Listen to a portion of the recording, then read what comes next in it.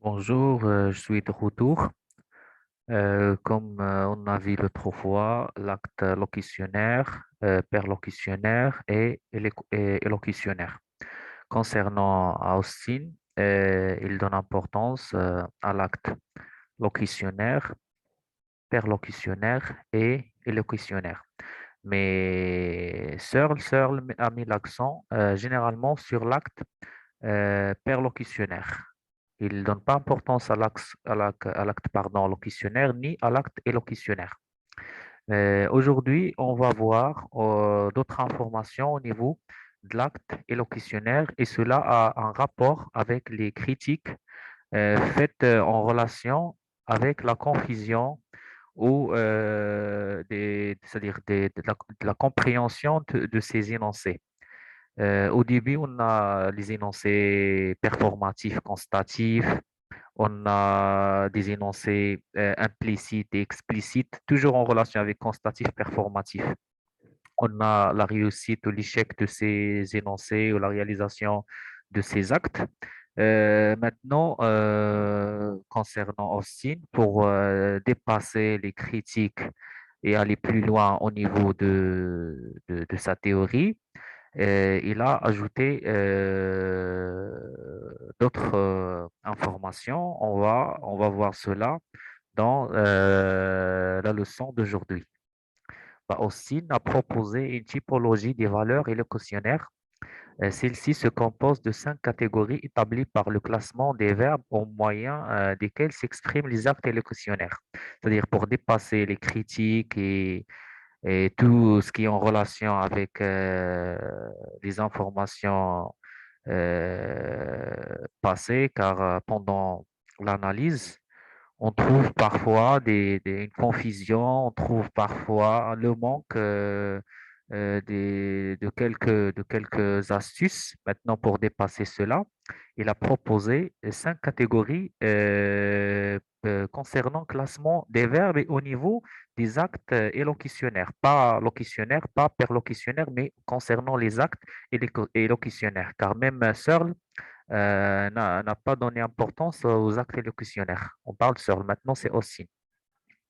Les verbes. On a des verbes verdictifs, exercitifs, promissifs, comportatifs et expositifs. Concernant les verbes verdictifs, expriment un verdict, une appréciation et correspondent souvent aux actes juridiques, acquittés, condamnés, diagnostiqués, estimés, évalués, prononcés, supportés. Concernant les verbes exercitifs, renvoient à l'exercice de pouvoir, de droit ou d'influence approuver, blâmer, commander, conseiller, exhorter, marier, nommer, voter, etc.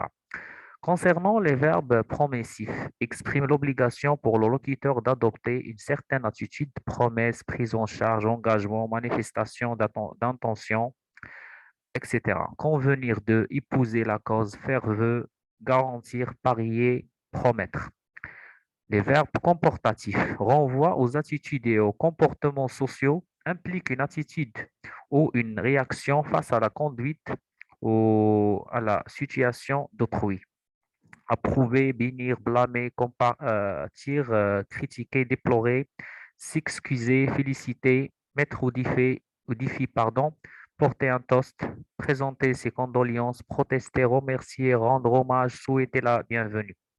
Les verbes expositifs explicites, les ressorts de l'argumentation indiquent dans quel sens les mots employés. Citer, formuler, illustrer, mentionner, nier, postuler, témoigner.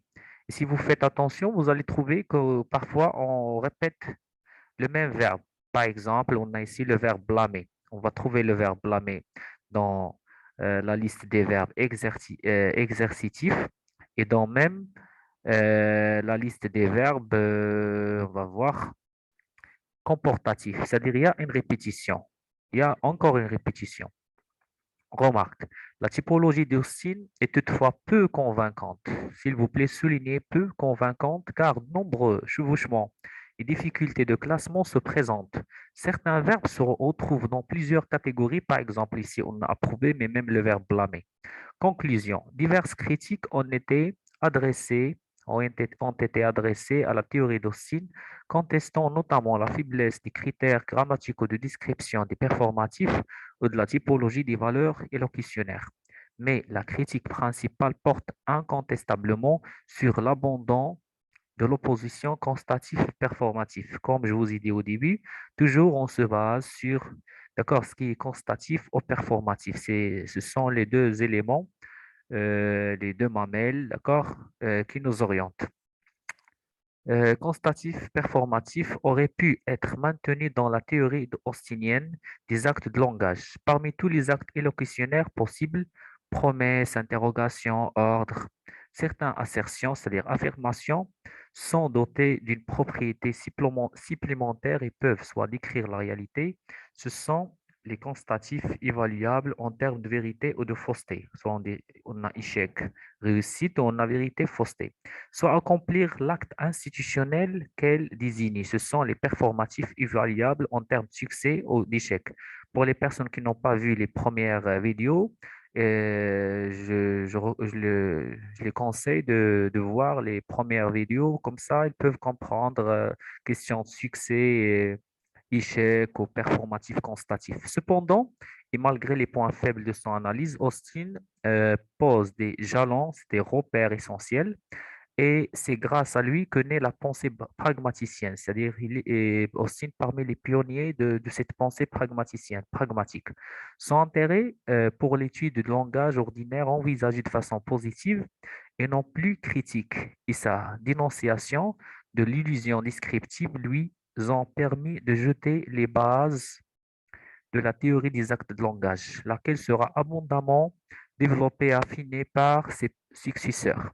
Les travaux d'Austin ainsi que ceux de Searle, Paul Gris en étaient à l'origine de nombre de recherches en linguistique, philosophie de langage, logique, psychologie, psycholinguistique, sociolinguistique, intelligence artificielle. Bah, n'oubliez pas, mettez s'il vous plaît des abonnés et des commentaires si vous avez des questions. Merci.